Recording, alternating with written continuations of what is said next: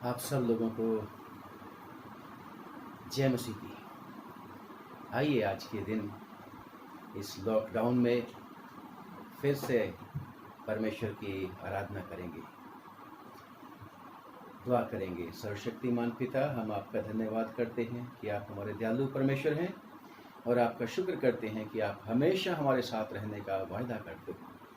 इस समय भी आप हमारे साथ हैं और ख़ास तौर से आपके वचन में लिखा है कि जो कुछ भी तुम करते हो वचन से या कर्म से, सब प्रभु यीशु मसीह के नाम से करो। पिताजी, आज फिर से हम आज की इस छोटी इबादत को प्रभु यीशु मसीह के नाम में शुरू करते हैं।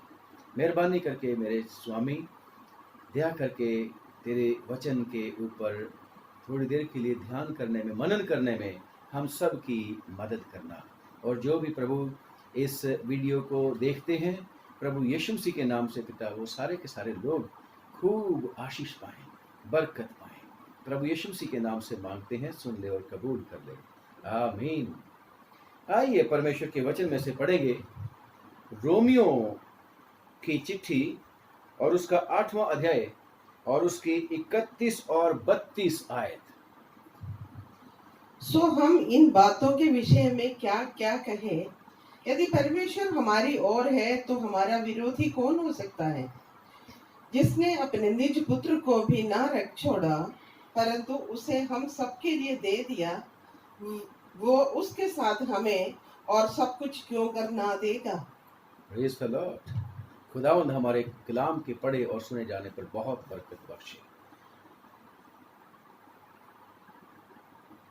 एक बार फिर से दुआ करेंगे। खुदावंद, मेरे मुंह के बोल और हम सब का ध्यान करना तुझे ग्रहण योग्य हो। आए यहोवा हमारी चट्टान और हमारा फिदिया देने वाले। प्रेज़ द लॉर्ड, आमीन। प्रियो, पौलुस रसूल जब रोमियो की कलीसिया को चिट्ठी लिखता है तो उसमें एक बात लिखता है कि इन बातों के विषय में हम क्या कहें। कई बातें उसने बोली जो पूरे 1 से लेके 8वें चैप्टर में हम पढ़ते हैं रोमियो की चिट्ठी में, और उसमें क्वेश्चन मार्क है कि इन बातों के विषय में हम क्या कहें। क्या कहें, कुछ नहीं कहा जा सकता क्योंकि कुछ कहने के लिए बाकी नहीं है। और आगे वो कहता है कि यदि परमेश्वर हमारी ओर है तो हमारा विरोधी कौन हो सकता है। और अगर सचमुच में परमेश्वर जिसकी तरफ हो उसको किसी और वस्तु की आवश्यकता नहीं होती। और खुदा का शुक्र करते हैं, पौलुस रसूल भी ये विश्वासी लोगों को अश्योरेंस दिलाता है, खास तौर से इस कोरोना वायरस के समय में जब सब के सब लोग लॉकडाउन में अपने अपने घरों में लॉकडाउन है, अपने अपने घरों में बंद हैं। और कितने हमारे गांव, हमारे देश के लोग हैं जिनको टेलीविज़न में भी आप हमेशा देखते रहते हैं, न्यूज़ में देखते रहते हैं, वो जो अपने घरों में नहीं जा सके, लॉकडाउन में भी अपने घरों में नहीं जा सके, बल्कि कई रास्तों में ही भटकते फिरे, कई तरह तरह के शेल्टर होम्स में रखे जा चुके हैं। परमेश्वर उन पर भी रहम करे। परंतु आज मैं विश्वासियों आप लोगों से बात कर रहा हूँ कि यदि परमेश्वर हमारी ओर है तो हमारा विरोधी कौन हो सकता है, या क्या चीज हमारा विरोध कर सकती है अगर खुदावंद हमारे साथ है। और खुदा का शुक्र करते हैं। ये कैसे हमें पता है कि खुदावंद हमारी ओर है? कैसे खुदावंद हमारी ओर है? सब कोई कहेंगे खुदावंद हमारी ओर है। सब कोई, दुनिया में जो भी है, आजकल हम देख रहे हैं कि सब लोग अपने अपने तरीके से परमेश्वर को खुश करने की कोशिश कर रहे हैं। बहुत सारे लोग हैं पुण्य दान कर रहे हैं, बड़ी अच्छी बात है, कितने महिमा की बात है उनके लिए और कितने प्रशंसनीय बात है कि सब लोग कोशिश कर रहे हैं कि हम कुछ ना कुछ करें कि परमेश्वर हमारी ओर आ जाए, हम अच्छा अच्छा काम करें। कुछ वॉलंटियर्स भी हैं, सेवा की भावना से करें, कितना अच्छा काम है। सचमुच में परमेश्वर ऐसे कामों से प्रसन्न होता है। परंतु बाइबल में लिखा है कि सोने चांदी से परमेश्वर को जीता नहीं जा सकता, धन दौलत से परमेश्वर को जीता नहीं जा सकता, बल्कि परमेश्वर का अनुग्रह जब होता है तभी परमेश्वर के पास आया जा सकता है। परमेश्वर का प्रेम जिनके ऊपर प्रकट हो जाता है उन्हीं के तरफ, और वो जो प्रभु को कबूल कर लेते हैं उन्हीं के ऊपर परमेश्वर का प्रेम और परमेश्वर का अनुग्रह साबित हो जाता है। जैसे परमेश्वर के वचन में लिखा है कि परमेश्वर ने जगत से ऐसी मोहब्बत की कि उसने अपना इकलौता बेटा दे दिया ताकि जो कोई उसके ऊपर विश्वास करे वो नाश ना हो बल्कि हमेशा की जिंदगी पाए। एक चीज बीच में छोड़ दी गई है, जो कोई उसके ऊपर विश्वास करे, जो कोई मतलब जो कोई विश्वास नहीं करे तो नहीं करे, परंतु जो उसके ऊपर विश्वास कर ले और जैसा वो कहता है वैसे उसके पास आ जाए तो परमेश्वर उसके साथ होता है, परमेश्वर उसके पास होता है। परंतु जैसे दूसरा कुरिन्थियों 4 आयत कई लोगों के आंखों के सामने पर्दा पड़ा होता है और वो परमेश्वर के वचन के ऊपर विश्वास नहीं कर सकते।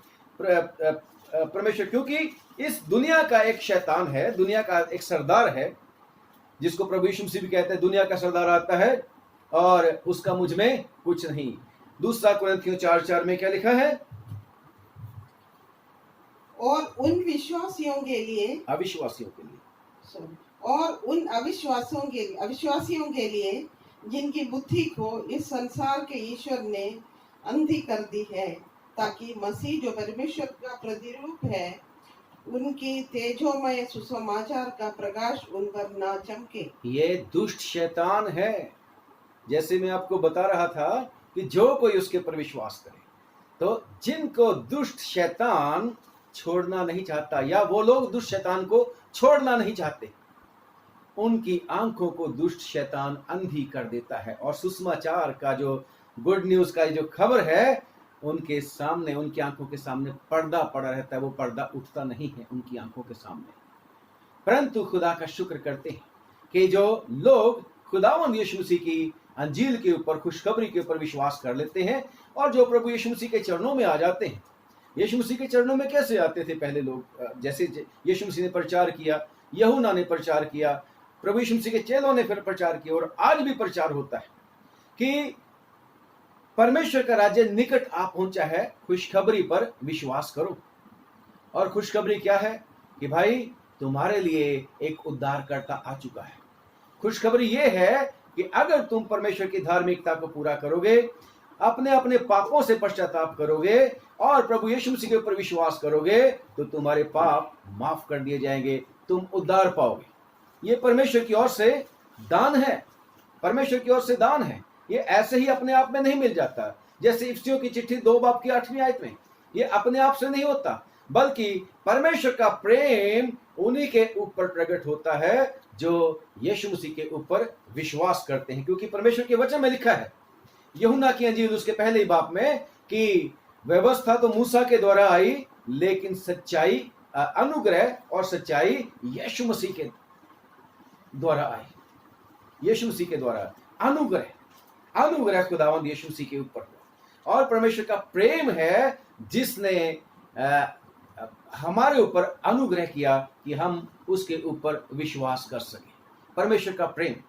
और यह पहले यूहन्ना की पहली पत्री उसके 3 अध्याय में लिखा है कि प्रेम इसमें नहीं कि हमने उसको प्रेम किया, ना ना ना, लिखा है प्रेम इसमें है कि उसने पहले हमसे प्रेम किया, उसी ने हमसे प्रेम किया। और यीशु मसीह भी कहते हैं कि मैंने तुमसे प्यार किया है, जैसे मैंने तुमसे प्यार किया है वैसा ही तुम भी एक दूसरे से प्रेम करो। और खुदा का शुक्र करते हैं उस प्रेम में होकर खुदावंद यीशु मसीह ने सचमुच में मेरे और आपके पाप और अपराध अपने ऊपर ले लिए।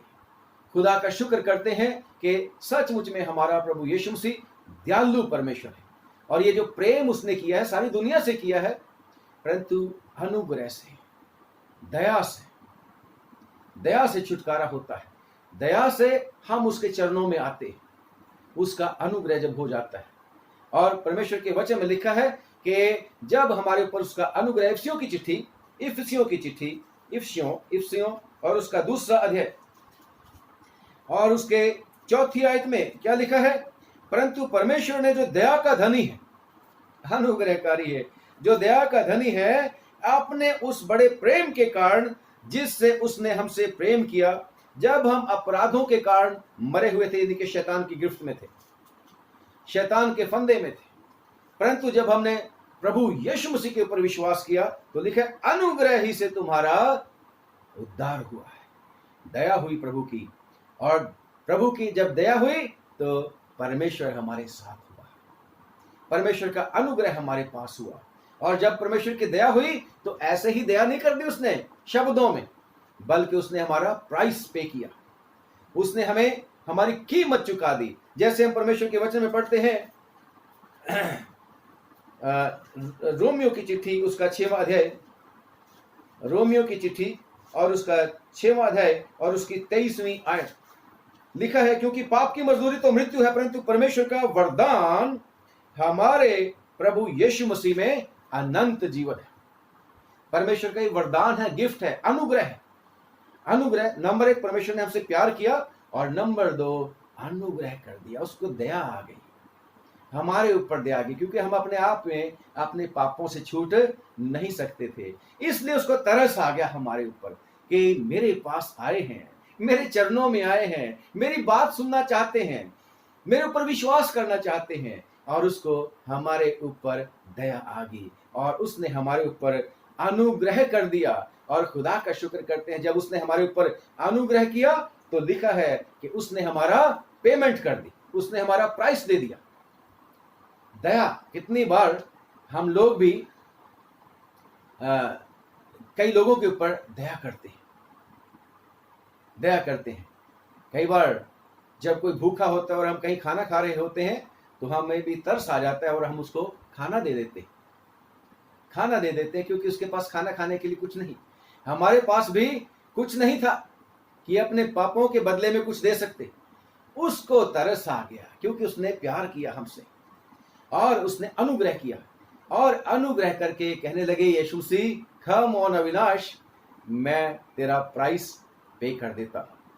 जैसे हम परमेश्वर के वचन में पढ़ते हैं, 1 कुरिन्थियों 6 बाब और उसकी 19 और 20 आयत, 19 का बी पार्ट और 20वीं आयत, 1 कुरिन्थियों 6 अध्याय 19 और 20। क्या तुम नहीं जानते कि तुम्हारी देह पवित्र आत्मा का मंदिर है जो तुम में बसा हुआ है और तुम्हें परमेश्वर की ओर से मिला है, और तुम अपने नहीं हो, no longer you belong to yourself, बल्कि क्योंकि दाम देकर पेमेंट लिए की हुए है, हमारा अकाउंट सेटल कर दिए है। दुष्ट शैतान के फंदे में हम थे, मैं ये है सच कि मैं था गिरा हुआ, मैं गुनाह के हाथ बिका हुआ, पर खुदावंद यीशु मसीह ने मेरी पेमेंट कर दी, आपकी पेमेंट कर दी विश्वासियों, दाम दे दिया, दाम देकर हम खरीदे जा चुके हैं। खुदा का शुक्र करते हैं। और गलतियों की चिट्ठी उसके 3 बाब की 13 और 14 में भी है, और खुदा का शुक्र करते हैं कि सचमुच में, और ये पेमेंट पैसों में नहीं थी। खुदावन कहता है पृथ्वी मेरी है और जो कुछ इसके बीच में है वो भी मेरा है, सोना चांदी लाखों पहाड़ों के जानवर पशु पक्षी सब मेरे हैं, समुद्र की सब चीजें मेरी हैं।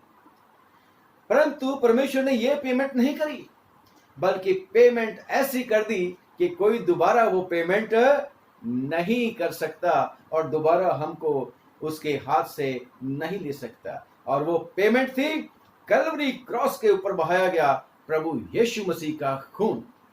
और ये प्रेम में होकर किया, प्रेम में होकर परमेश्वर ने हमारा अपने साथ मेल मिलाप कर दिया। इसलिए हम भी कहते हैं कि इसमें हमारी कोई खासियत नहीं, बल्कि उसकी दया हुई है, उसकी दया हुई है। और यदि हमारे ऊपर दया हुई है तो इसका मतलब वो हमारी ओर है, हमारी ओर है। हम पहले उसकी ओर नहीं थे, परंतु जैसे हम प्रभु के पास आए हैं, प्रभु भी हमारी तरफ आया है। परमेश्वर के वचन में लिखा है यदि तुम मेरी तरफ आओगे तो मैं भी तुम्हारी तरफ आऊंगा। और खुदा का शुक्र करते हैं कि उसने हमारा कफारा दिया, बेशकीमती लहू दे दिया, जो कोई भी पेमेंट करके उसके हाथ से वो ले नहीं सकता उसकी चीज को, क्योंकि उसने सबसे बड़ा मूल्य दे दिया। यानी कि पिता ने अपने निज पुत्र प्रभु यीशु मसीह को भी मेरे लिए और आप सबके लिए दे दिया। खुदा का शुक्र करते हैं, इससे बड़ा प्राइस कुछ नहीं हो सकता। कोई नहीं ऐसा कर सकता दुनिया के बीच में। और खुदा का शुक्र करते हैं कि उसने हमें अपने साथ मिलाया है, अपने साथ मिला लिया है। खुदा का शुक्र कर, इसलिए हम कह देते हैं कि यदि परमेश्वर हमारी ओर है तो हमारा विरोधी कौन हो सकता है?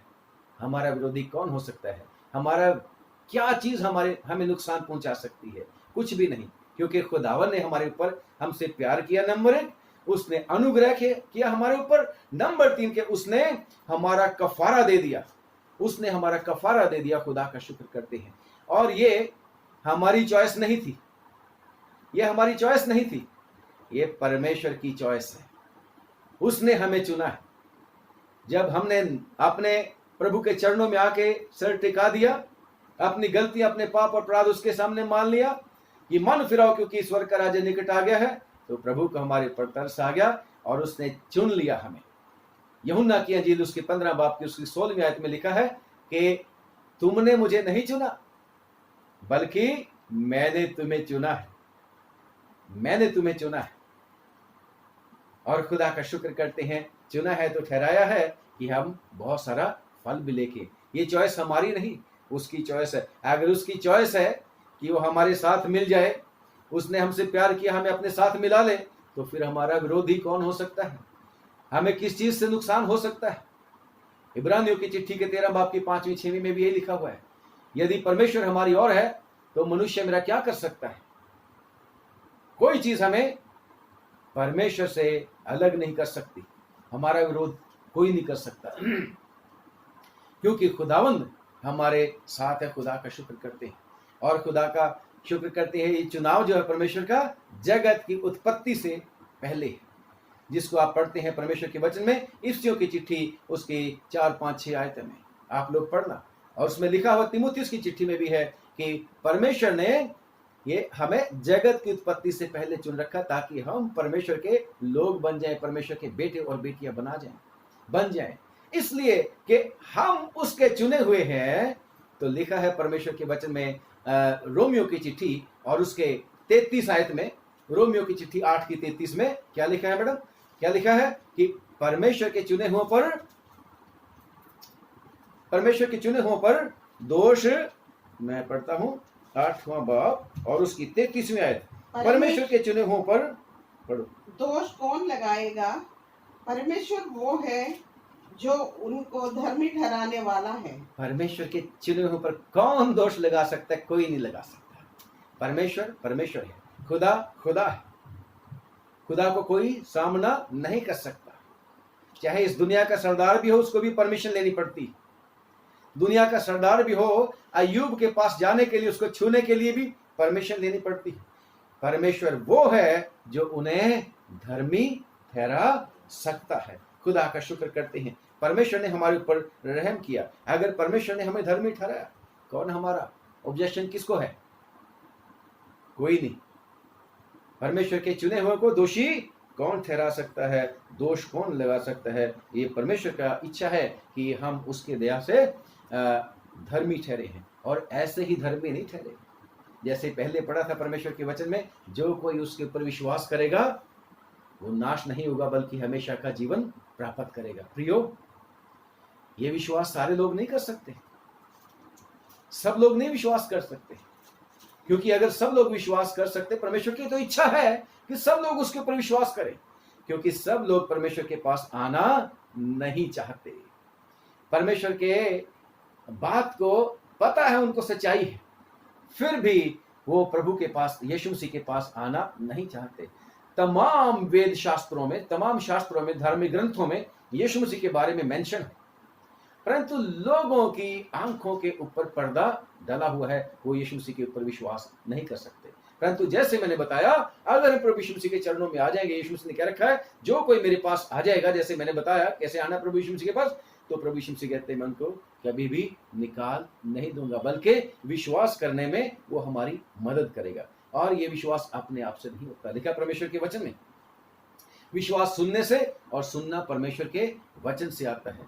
इफिसियों की प्रेरितों के काम उसके 16वें बाब में जब हम पढ़ते हैं परमेश्वर के वचन में, तो वहां एक स्त्री थी, पौल और उसके साथ ही प्रचार कर रहे थे सब लोगों ने नहीं विश्वास कर लिया। एक एग्जाम्पल मैं आपको देता हूं। थुआतीरा की लिदिया नाम एक स्त्री थी, वो भी परमेश्वर के वचन को सुन रही थी। आज परमेश्वर का वचन ऐसा नहीं कि किसी को पता नहीं, सब लोगों को पता है प्रभु यीशु मसीह के बारे में। जब भी वो डेट लिखते हैं तो उनको पता होता है, the year I am writing it belongs to lord Jesus Christ. AD और बीडी की बात करता हूं, उन सबको पता है यीशु मसीह से ये चला था। और खुदा का शुक्र करते हैं कि यीशु मसीह ने हमारे ऊपर अनुग्रह किया है। तो वो स्त्री का मन खोला था प्रभु यीशु मसीह ने। यीशु मसीह ने उस स्त्री का मन खोला, मेरा और आपका भी मन खोला। जब हमने वचन सुना प्रभु यीशु मसीह का किसी भी सोर्स से, तो हमने प्रभु यीशु मसीह के अगर ऊपर विश्वास किया है तो ये हमारी मर्जी से नहीं हुआ, ये परमेश्वर ने सिचुएशन बनाई, परमेश्वर ने अनुग्रह किया और हमने प्रभु यीशु मसीह के ऊपर विश्वास किया। जैसे प्रभु यीशु मसीह के वचन में लिखा है 6:44 में, यूहन्ना, कि कोई मेरे पास नहीं आ सकता, मेरे पास कोई नहीं आ सकता, यीशु मसीह के पास कोई नहीं आ सकता जब तक कि पिता उसको खींच कर ना निकाल दे। इसलिए पिता ने आपको भी और मुझे भी खींच कर निकाला है। और खुदा का शुक्र करते हैं, अगर परमेश्वर की इच्छा हुई है कि हमारा फेवर करे तो फिर हमारा विरोधी कौन हो सकता है? हमारा विरोधी कोई नहीं हो सकता, क्योंकि परमेश्वर की दया हमारे ऊपर हुई है। और धन्यवाद परमेश्वर का कि हमारे विश्वास को हमारा परमेश्वर समय समय पर दिन ब दिन बढ़ाता चला जा रहा है। और साथ ही साथ ना सिर्फ विश्वास किया, बल्कि हमें विश्वास दिलाया कि मैंने तेरा दंड दूर कर दिया है। लिखा है परमेश्वर के वचन में कि रोमियो की चिट्ठी उसका 8वां अध्याय उसकी 1 आयत में क्या लिखा? रोमियो की चिट्ठी उसका 8वां अध्याय, सो अब जो मसीह यीशु में है उन पर दंड की आज्ञा नहीं। जो लोग प्रभु यीशु मसीह के ऊपर विश्वास कर लेते हैं उनके ऊपर फिर कंडेमनेशन नहीं है, उनको कोई कंडेम नहीं कर सकता। और जैसे यूहन्ना का गॉस्पल, यूहन्ना रचित सुसमाचार और उसको 3:18 लिखा है। 3:18 में, पर जितनों ने प्रभु यीशु मसीह के ऊपर जितनों ने उसके ऊपर विश्वास किया उनके ऊपर दंड की आज्ञा नहीं, लिखा है परमेश्वर के वचन में। और परमेश्वर ने अपने पुत्र को जगत में इसलिए नहीं भेजा कि जगत पर दंड की आज्ञा दे, परंतु इसलिए कि जगत उसके द्वारा उद्धार पाए। और जो उस पर विश्वास करता है उस पर दंड की आज्ञा नहीं। जैसे मैं बता रहा था, खुदावन ने हमारे ऊपर विश्वास किए, उसकी प्लानिंग है, उसका अनुग्रह है कि उसने हमारे साथ प्रेम किया। खुदा का शुक्र करते हैं, उसने हमारे ऊपर अनुग्रह किया, उसने हमारी पेमेंट कर दी, प्राइस पेमेंट कर दिया। और खुदा का शुक्र करते हैं कि उसने दया करके तरस खा के हमें चुना और हमें विश्वास करने में हमारी मदद करी। और खुदा का शुक्र करते हैं, हमारा दंड भी दूर कर दिया। अब हमें हमारे ऊपर दंड की आज्ञा नहीं है। जो भी प्रभु यीशु मसीह के ऊपर विश्वास करते हैं उनके पाप माफ हो जाते हैं। खुदा का शुक्र करते हैं। और इसलिए हम कहते हैं कि अगर परमेश्वर जिसको दोषी ना ठहराए उसको कौन दोषी ठहरा सकता है? और खुदा का शुक्र करते हैं, परमेश्वर ने एक बात कही थी मोसेस को, निर्गमन की किताब उसके 33वें अध्याय में, कि जिसके ऊपर मैं अनुग्रह करना चाहूं उसी के ऊपर अनुग्रह करता हूं, और जिसके ऊपर अनुग्रह ना करना चाहूं उसके ऊपर मैं अनुग्रह नहीं करता।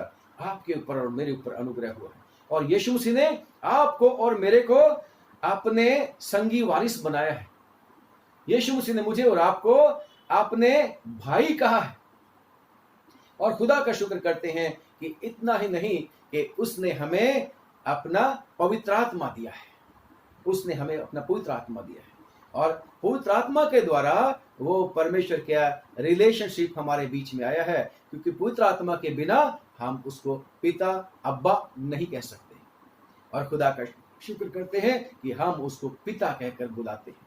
और परमेश्वर के वचन में 8वें अध्याय में ही लिखा है, 8वें अध्याय में, रोमियो की चिट्ठी 8वां अध्याय उसकी 14 से लेके 17वीं आयत तक जब हम पढ़ते हैं, क्या लिखा? इसलिए कि जितने लोग परमेश्वर के आत्मा के चलाए चलते हैं वही परमेश्वर का पुत्र है। क्योंकि तुमको दासत्व की आत्मा नहीं मिली कि फिर भयभीत हो, परंतु लेपालकपन की आत्मा मिली है, जिसे हम हे अब्बा, हे पिता कहकर पुकारते हैं। आत्मा आत्मा आप ही हमारी आत्मा के साथ गवाही देता है कि हम परमेश्वर की संतान हैं। आत्मा, पवित्र आत्मा जो उसने हमें दिया है, आत्मा आप ही हमारी आत्मा के साथ मिलकर गवाही देता है कि हम परमेश्वर की संतान हैं। और अकेला संतान ही नहीं बनाया, अगर हम संतान हैं तो फिर हमारा विरोधी कौन हो सकता है? जिसका पापा स्ट्रांग होता है वो फिर किसी से डरता नहीं, वो किसी से डरता नहीं। खुदा का शुक्र करते हैं। और ना सिर्फ उसने हमें संतान बनाया, ना सिर्फ हमें मसीह के संगी वारिस बनाया, ना सिर्फ उसने अपना पवित्र आत्मा हमें दिया कि हमें बार बार शक्ति देता है, क्योंकि पवित्र आत्मा का काम क्या है? तुम शक्ति पाओगे। परमेश्वर हमें उसमें बढ़ने के लिए शक्ति देता है। और तभी हम कह सकते हैं अगर परमेश्वर हमारी ओर है तो हमारा विरोधी कौन हो सकता है? और खुदा का शुक्र करते हैं प्रियो कि परमेश्वर ने हमें ना सिर्फ संतान बनाया, इससे बढ़कर क्या बना लिया? हमें अपना मंदिर बनाया। हम में से हर एक को, जैसे 6 बाब, पहला कुरिन्थियों 6 बाब की उस 19 में पढ़ रहे थे हम, क्या तुम नहीं जानते कि तुम पवित्र आत्मा का मंदिर हो और परमेश्वर का आत्मा तुम में बसता है। और अगर हम परमेश्वर के मंदिर हैं तो परमेश्वर के मंदिर को उससे कौन छीन सकता है? कौन डिस्ट्रॉय कर सकता है? कोई नहीं। शैतान में अधिकार नहीं है। शैतान बेशक हमारा विरोधी है। हम कहते हैं कि कौन हमारा विरोधी है? यही तो बात हम कर रहे हैं। शैतान हमारा विरोधी है। और लिखा है परमेश्वर के वचन में, पतरस की चिट्ठी में 5:8 में कि तुम्हारा विरोधी शैतान गरजने वाले सिंह की नाई गरजता फिरता है, घूमता फिरता है कि कब किसको फाड़ खाए।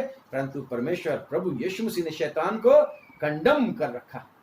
खुदावंद यीशु मसीह ने शैतान के कामों को नाश कर रखा है, उसके डंक को तोड़ा हुआ है। शैतान ने उसकी खोपड़ी, प्रभु यीशु मसीह ने शैतान की खोपड़ी को कुचला हुआ सलीब के ऊपर।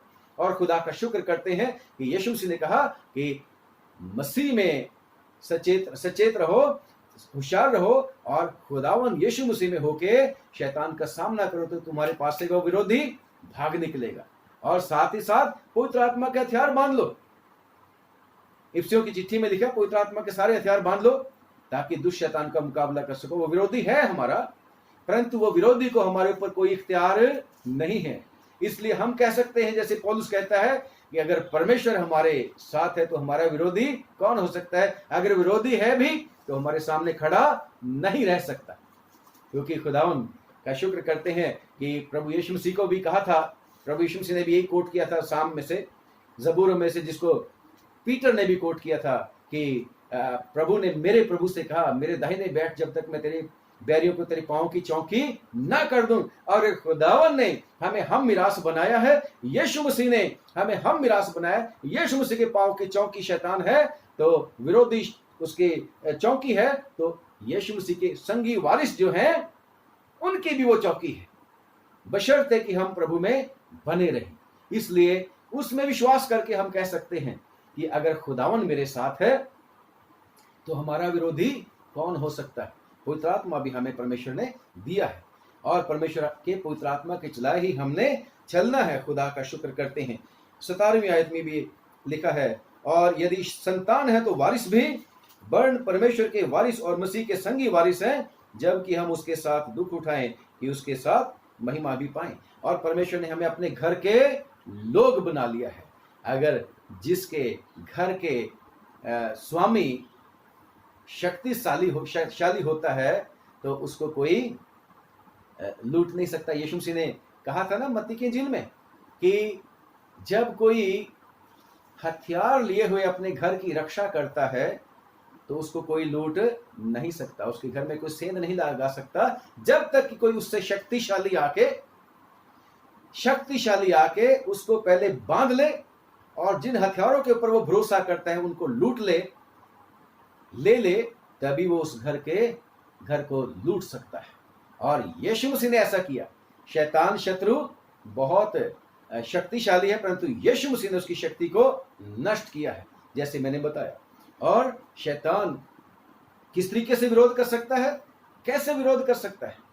खुदावन ने, प्रभु यीशु मसीह ने लिखा है कि विधियों का वो लेख, कुलुसियों की चिट्ठी में है, विधियों का वो लेख जो हमारे खिलाफ था, जो हमने पाप और अपराध कर रखे थे, खुदावन यीशु मसीह ने वो लिस्ट जो थी पापों की, जो शैतान गिनवाता रहता था, यीशु मसीह ने उसको सलीब के ऊपर कीलों के साथ जड़ दिया है।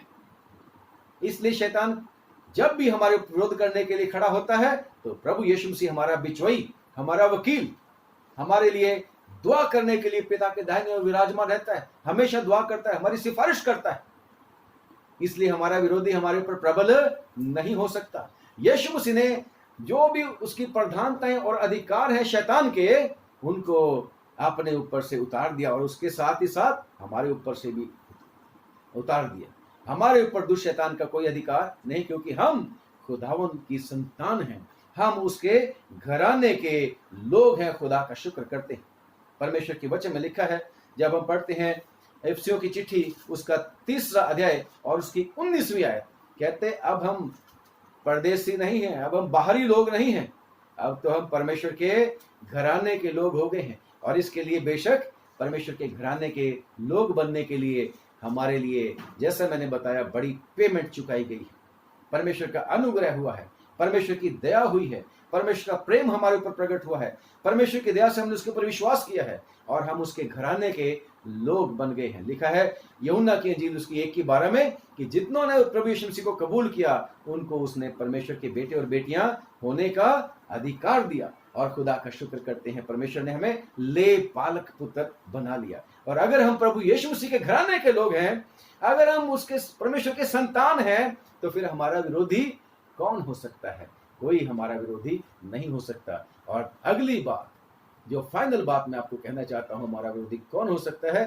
खुदावन यीशु मसीह ने आपके और मेरे लिए इटर्नल सिक्योरिटी की बात कही है, हमेशा की हमारे लिए रक्षा की बात करी है। जब हम पढ़ते हैं परमेश्वर के वचन में यूहन्ना की इंजील और उसका 10वां अध्याय और उसकी 28 और 29वीं आयत में क्या लिखा है? मेरी भेड़ों को कोई मुझसे छीन नहीं सकता। बेशक हम उसकी भेड़े हैं। शैतान को भेड़िया बोला गया, शेर बोला गया है, हम उसकी भेड़े हैं, हम उसकी भेड़े हैं। फिर भी उसकी भेड़े यीशु मसीह के ऊपर विश्वास करके कहती है हमारा विरोधी कौन हो सकता है? यीशु मसीह ने गारंटी ले रखी है कि मेरी भेड़ों को कोई मुझसे छीन नहीं सकता। और लिखा है कि मेरा पिता सबसे बड़ा है, मेरा पिता सबसे बड़ा है। इसलिए हम विश्वास के साथ कह सकते हैं प्रियो कि अगर खुदावंद यीशु मसीह हमारे साथ है, अगर परमेश्वर हमारे साथ है, तो हमारा विरोधी कोई नहीं हो सकता, या कोई भी चीज हमें हमारा विरोध नहीं कर सकती, या हमारे सामने नहीं ठहर सकती, या हमें नुकसान नहीं पहुंचा सकती। विरोधी का क्या काम होता है? विरोधी का काम यही होता है कि जिसका विरोध किया जाता है उसको टेंशन दे, उसको परेशानी दे, उसको मौका मिले तो नुकसान पहुंचाए। उसकी हाँ में हाँ नहीं करता विरोधी। और यीशु मसीह ने हमारे लिए सब कुछ किया। वो आगे बढ़ के, वो हमारे अच्छा गडरिया आगे बढ़ के विरोधी का सामना करता है। और खुदा का शुक्र करते हैं कि यदि खुदावन हमारे साथ है तो कोई चीज हमारे विरोध में कामयाब नहीं हो सकती। और लिखा है परमेश्वर के वचन में, यशायाह की किताब में भी, कि जितने हथियार तेरे खिलाफ बनाए जाएंगे उनमें से एक भी नहीं चलेगा। क्योंकि अगर खुदावन हमारे साथ है तो हमारा विरोधी कोई नहीं, हम कोई भी हथियार हमारे खिलाफ नहीं चल सकता। खुदा का शुक्र करते हैं। शर्त यह है कि हम अपने प्रभु यीशु मसीह के ऊपर विश्वास करें कि सचमुच में वो हमारा गडरिया है, वो हमारे साथ है।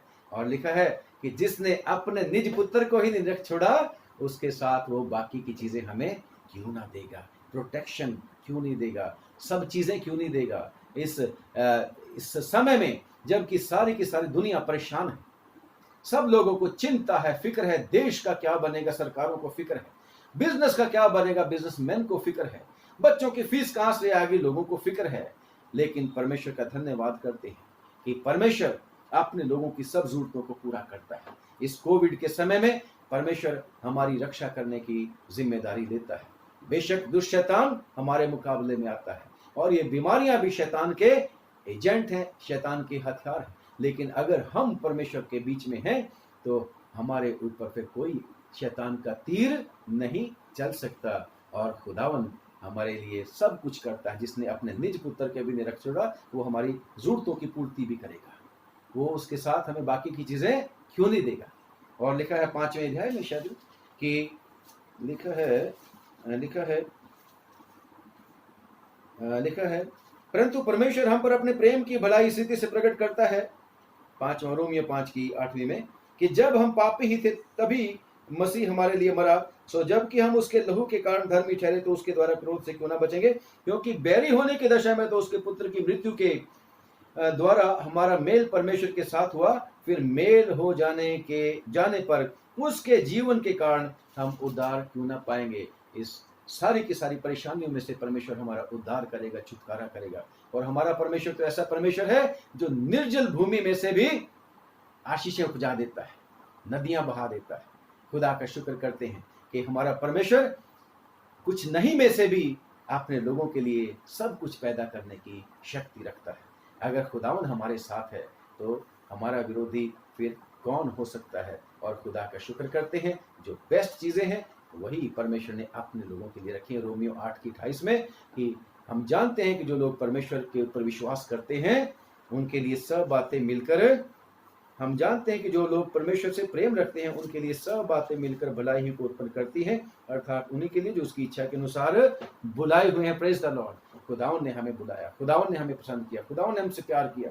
और बेशक इस दुनिया के बीच में हमारा विरोध तो होता रहेगा, परंतु कोई हम पर जय नहीं पा सकता, क्योंकि खुदावन यीशु मसीह में हम जयवंत से बढ़कर बनाए जाते हैं और हमारी जरूरतों की पूर्ति उसी से होती है। क्योंकि लिखा है पहला कुरिन्थियों 2:9 में कि जो आंखों ने नहीं देखी, कानों ने नहीं सुनी और ना किसी के चित्त में चढ़ी, वही है परमेश्वर ने अपने प्रेमियों के लिए रख छोड़ी हैं। और ये क्यों है? क्योंकि परमेश्वर ने हमसे प्यार किया, और जिसने अपना बेटा भी हमारे लिए नहीं रख छोड़ा प्यार में, तो वो बाकी की चीजें हमें उसके साथ क्यों ना देगा। बेस्ट चीजें आपकी हैं, कम ऑन, बेस्ट चीजें आपकी हैं, परंतु जरूरत है कि हम अपने प्रभु में बने रहें और प्रभु से प्रार्थना करें कि खुदावन अब दया कर कि हम हमेशा तुझ में बने रहें। तुम मुझ में बने रहो, मेरी बातें तुम में बनी रहो, तो जो चाहो मांगो वो तुम्हारे लिए हो जाएगा। अगर परमेश्वर हमारी ओर है तो हमारा विरोधी कोई नहीं हो सकता। हमारा विरोधी हमें नुकसान नहीं पहुंचा सकता, चाहे वो कोई सिचुएशन हो विरोधी की ताकत, चाहे वो कोई बीमारी हो, चाहे वो तंगी हो, चाहे वो किसी भी तरह की आर्थिक या किसी भी तरह के शैतान का अटैक हो विरोधी का, तो वो हमारे सामने सक्षम नहीं रहेगा। क्योंकि यीशु मसीह कहते हैं कि इस दुनिया में तुम्हें कलेश होता है, परंतु मत घबराओ, मैंने दुनिया को जीत लिया है। और जब यूहन्ना की पत्री में पढ़ते हैं तो लिखा है जो हमारे साथ है, जो तुम्हारे साथ है, वो उससे बड़ा है जो जगत में है। शैतान जो जगत में है, जो विरोध करने के लिए हमारे आता है, तो हमारे साथ जो है वो उससे बड़ा है जो इस दुनिया के बीच में है, इस दुनिया का सरदार है। इसलिए हम विश्वास के साथ कहें कि अगर खुदावन मेरी ओर है तो मेरा विरोधी कौन हो सकता है। और जिसने अपने बेटे को ही ना रख छोड़ा, उसके साथ वो बाकी की सब चीजें हमें क्यों ना देगा। परमेश्वर आप लोगों को बहुत बहुत बरकत दे, बहुत बहुत आशीष दे। आइए दुआ करेंगे। सर्वशक्तिमान पिता, हम आपका धन्यवाद करते हैं कि आप हमारे दयालु और कृपालु परमेश्वर, आप तो प्रभु के प्रभु हो, आप तो राजाओं के राजा हो। आपने हमसे प्रेम किया और प्रेम करके हमें अपने बेटे और बेटियां बनाया।